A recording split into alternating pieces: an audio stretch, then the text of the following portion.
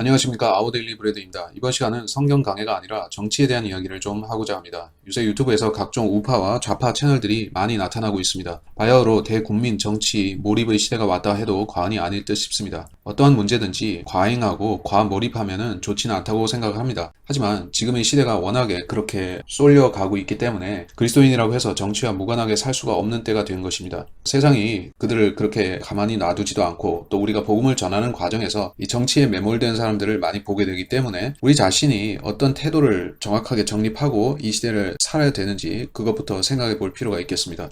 저는 태생적으로 정치에 대해서 크게 몰입하지는 않습니다. 물론 선거운동이나 투표 있을 때마다 관심을 가지는 정도는 되었지만은 지금 이 한국 사회는 이미 촛불혁명이라는 부조리한 명칭이긴 하지만 어쨌든 이 집권 세력이 혁명이라고 규정하는 그 현상을 통해서 엄청난 변화를 겪고 있기 때문에 저도 그리스도인으로서 이것에 대해서 반론하지 않을 수가 없게 된 것입니다. 2019년의 이 한국이란 사회는 사람들에게서 희망을 빼앗아가는 시대가 되었습니다. 많은 사람들이 한탄을 하고 있습니다. 하소연을 하는 사람들은 많지만 어떤 대안이 있는지에 대해서는 감을 잡지 못한 채로 헤매고 있습니다. 더군다나 하소연하는 많은 사람들 자체가 자기 손으로 이 정권을 창출해낸 주체이기 때문에 이 정부를 부정하게 되면 그것은 곧 자기 부정을 낳는 결과가 된다는 것입니다. 그래서 그 사람들은 말하자면 소위 인지 부조화 같은 상태에 빠져서 그래도 작은 시련을 극복하고 앞으로 더 잘 될 것이다 라는 일종의 환상을 계속 따라가게 되는 것입니다. 그러한 인물들은 제 주변에도 있고 그들은 1970년대생 혹은 초중반생으로서 진보 편향적인 생각을 갖고 살아가고 있는데 그렇다고 해서 제가 어떤 1970년대나 80년대에 대해서 큰 향수를 가졌다라거나 그 시대가 돌아왔으면 좋겠다 그런 식으로 어떤 수구적인 생각을 한다라고 생각하실 이유는 없습니다. 저는 개발 독재, 소위 경제 발전을 위해서 개인의 자유가 희생되어도 괜찮다는 생각을 하지는 않습니다. 자, 성경은 어떤 정부가 공의로울 수 있는지에 대해서 이렇게 말씀하고 있습니다. 나를 통하여 왕들이 치리하며 통치자들이 정의를 세우고 나를 통하여 통치자들과 귀족들 곧 세상의 모든 재판관들이 다스리느니라. 하나님께서 이 세상에 민족들이 정부를 세우도록 허락하신 이유가 어디 있겠습니까? 민족들이 치리자들이 위로부터 받은 법을 제대로 실행하면 정부들은 상당히 공의롭게 운영이 될 수가 있기 때문에 허용하신 것입니다. 자, 모든 정부들은 기본적으로 백성의 생명과 재산을 보호하고 도적이나 강도들이 질서를 무너뜨리지 못하도록 법을 집행할 의무를 갖고 있습니다. 또한 그 백성이 하나님, 이 최고 통치자이신 하나님을 두려워하도록 의와 선은 장려하는 반면에 악을 행하는 자들은 제재하는 것도 필요한 것입니다. 자, 이런 법이 온전히 지켜지는 체제를 오늘날에 기대할 수 있을까요? 20세기 중반 이래로 세워진 많은 신생 국가들은 전통적인 민족국가 개념에서 출발하겠다기보다는 한마디로 하늘에서 뚝 떨어진 민주주의라는 것을 외래적으로 이식해서 출발한 체제들인 것입니다. 물론 한국이라는 국가도 그런 차원에서 보자면 민족국가적인 성격도 갖고 있는 반면에 자유민주주의라는 체제를 외부적으로 이식받아서 출발한 나라인 것입니다. 그래서 이 나라는 민족국가라는 그 전통적인 성격을 민족주의 교육을 통해서 그것도 이념적으로 주입을 받은 면이 있고 그래서 이 신생국가를 강화시키고 유지하고 끌고 나가기 위해서 이승만 대통령이나 박정희 대통령도 이 민족국가적인 성격을 굉장히 강조했고 어떤 면에서는 강요했던 것도 사실입니다. 국가를 수립하고 초기 국가를 운영하기 위해서 어쩔 수 없는 면이 있었다 할지라도 사실 이 민족주의라는 것 자체가 19세기에 나온 것도 사실입니다. 모든 국가들은 공통점이 있습니다. 한반도에서 사는 한민족이라는 주체는 국가보다는 하위 개념에 항상 존재하게 된다는 것입니다. 그것은 통일신라 때나 고려 때나 특히 조선시대에는 말할 것도 없이 명확한 개념이었던 것입니다. 자, 이것이 잘못되었다라고 저는 판단하지는 않습니다. 이 한국이라는 사회는 20세기에 들어서서 이 민족주의라는 광풍 속에 휘말려 있고 그것이 반미, 반일, 심지어는 이 반중이라는 것조차도 다 민족주의의 개념하에서 나온 것입니다.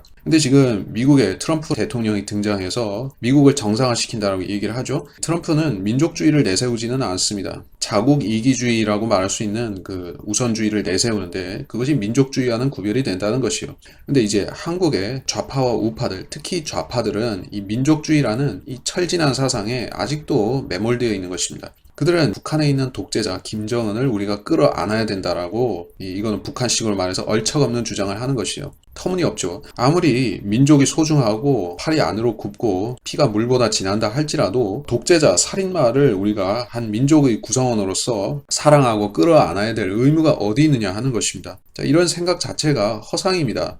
그래서 우리가 추구해야 될 이 한국이라는 국가, 세워나가야 될 한국이라는 나라는 민족주의를 중심으로 해서는 안 되는 것이에요. 자, 민족이라는 것은 그 나라에 살고 같은 언어를 쓴다고 하는 이상에는, 또는 뭐 음식이라든지 문화를 공유하고 있다고 하면 그냥 자연스럽게 형성이 되는 것이에요. 자, 미국이라는 나라가 어떻습니까? 원래 민족 국가가 아니죠. 이민으로 형성된 나라고, 그 땅에 살던 원주민인 인디언들은 별 볼 일 없는 존재가 되었죠. 이 미국이라는 사회를 유지하고 지탱하는 것은 미국 정신이고 미국 문화긴 한데 미국 민족은 아닙니다. 인종적, 혈통적으로 그들은 매우 복잡하게 얽혀 있고 공통 분모를 가지고 있지 못하기 때문에 그렇습니다. 그래서 이 한국이라는 사회가 추구해야 할 민주주의도 법치주의 체제를 추구하면 되는 것이지 민족주의로 가면은 안 되는 것입니다. 20세기 중반 이래로 세워진 수많은 민족주의 성향의 국가들은 대부분 독재로 갔고, 또는 포퓰리즘으로 가서 끝나버렸습니다. 베네수엘라도 그렇죠. 그렇다고 해서 우리가 민족성을 없애자는 얘기는 아닙니다. 자, 크리스찬들은 뭐든지 이런 문제에 있어서 균형점을 잘 찾아야 되는 것입니다. 민족이라는 걸 부정할 필요는 없습니다. 천년왕국 때 주님이 통치하신다 해도 그 민족들이 정체성이 소멸되는 것은 절대 아니라는 것입니다. 또 지금의 유엔이라는 세계 정부를 위한 전신이라고 할 수 있는 기구가 하고 있는 일이 무엇입니까? 인종통합, 혼혈을 강조하고 있죠. 그리고 이 사람들이 민족성을 약화시키고 또 세계 정부로부터 고분고분하게 명령을 받을 수 있도록 여러 가지 공작들을 벌이고 있죠. 그 중에 하나가 이민을 자유롭게 해서 무슬림들이 각국으로 들어가게 만들어서 사회를 혼돈시키고, 또 그리고 인종통합도 또한 있습니다. 동성애를 퍼뜨림으로써 자기 문화에 대한 긍지를 없애는 대신에, 한마디로 말해서 이제 동성애라는 것은 인권을 극단적으로 추구하겠다는 것인데, 동성애라는 그 명분 하나로 뭉치고 평등을 강조하게 되는 것입니다. 종교라든지 국가라는 체제와 이념 자체가 특이한 성적 취향보다도 더 하위 범주에 놓으려고 하는 것입니다. 세계 정부를 추구하는 자들은 이거를 국가 권력을 약화시키고 각 민족들이 고유한 개성을 떨어뜨리기 위해서 하는 것입니다. 자, 이렇게 민주주의라는 허울 속에서 많은 일들이 일어나고 있고, 세계 정부가 수입되기 위해서 비밀 결사들은 일하고 있습니다. 그렇기 때문에 이 민주주의라는 것은 상당히 유토피아적이고 공상적인 생각에 불과하고, 실질적으로 우리가 지켜나가야 되는 현 시대의 민주주의라는 것은 소위 말해서 선거제도, 민주적인 선거제도와 선출 공무원들에 의해서 운영되는 합리적인 체제라는 것입니다. 이것은 지켜나가야 되지만 자유민주주의라는 것을 이제 시장 경제와 결합시켜서 그 체제를 이상국가로 만들 수 있다는 식의 공상은 지양해야 되는 것입니다.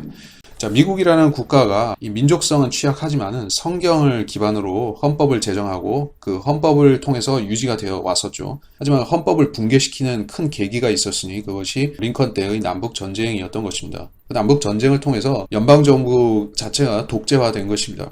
그래서 그 단계에서 이미 미국은 제국주의화되고 끝났어야 될 체제인데, 즉 로마 제국처럼 멸망의 길로 갔어야 되는데, 그 체제가 무너지기는커녕 더 강성하게 되어서 지금 21세기까지도 지켜나가고 있는 것입니다. 그것은 어떻게 보면 당연한 일입니다. 왜냐하면 미국에는 킹제임스 성경을 믿고 복음을 전하는 사람들이 살아있기 때문에 그렇습니다.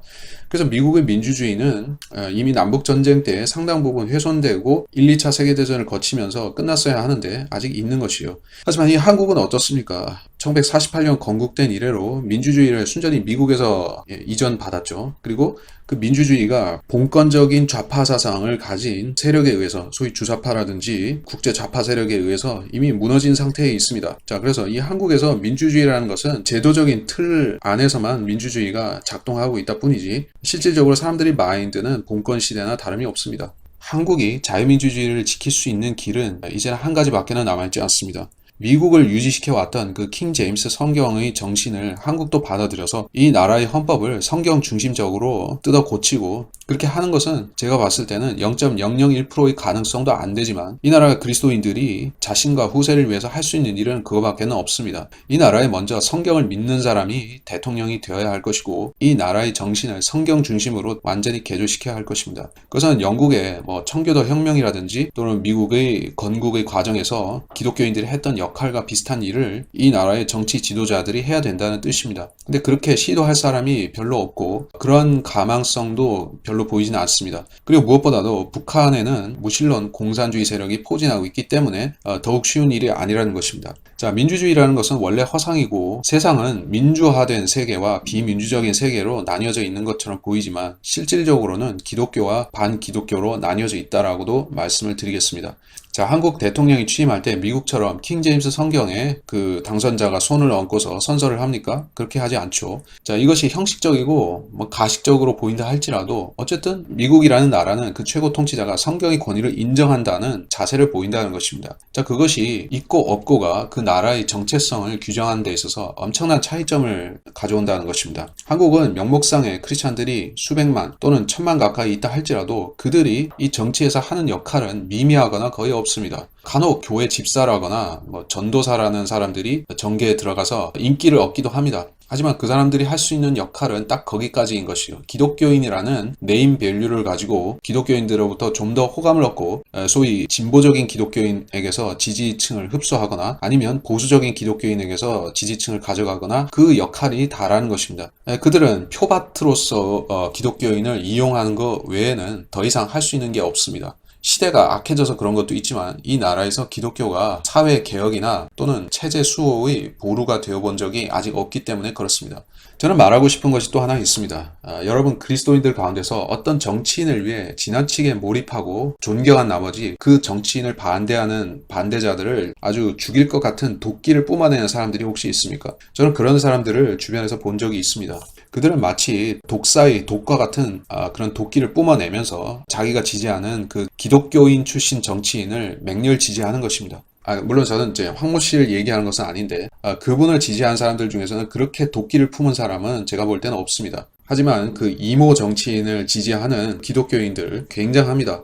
그래서 저도 싫어하는 정치인이 있고 저도 혐오하는 사람이 있습니다. 하지만 그렇다고 해서 제가 그 혐오하는 사람에 대해서 죽으라고 한다든지 제가 좋아하는 정치인에 대해서 그야말로 우상처럼 떠받든다든지 이런 것은 제가 아주 싫어합니다. 저는 기본적으로 정치인을 지나치게 따라가려고 하는 이 운동권 세대의 크리스찬들이 가진 문제가 크다고 생각합니다. 그들은 정치보다 성경에 더 높은 가치가 있고 추구해야 될 것이 있음에도 정치 지향적으로 가는 것이요. 그 마약 중독과 같은 정치 지향성을 극복하지 못하는 이 한국의 사회를 주도하고 있는 30, 40대, 특히 40대 중반 이상의 그 기독교인들이 정치 지향성을 못 버리기 때문에 이 나라는 희망이 별로 안 보이는 것입니다. 그들이 진짜 회개한 증거가 무엇이겠습니까? 회개하는 증거는 자신들이 정치인을 성경보다 더 따르려고 했던 그 생각을 철저히 버리는 것입니다. 이 나라에서 진짜 희망은 오직 성경 중심적으로 나라를 운영할 수 있는 이성적이고 냉철한 지도자가 등장하는 것밖에 없습니다. 감성에 휘둘리고 포퓰리즘을 추구하는 사람들은 더 이상 나와서는 안 되는 것이요. 저는 그런 사람이 혹시 있는지 찾아보고 있지만 아직 확실한 답은 얻지를 못했습니다.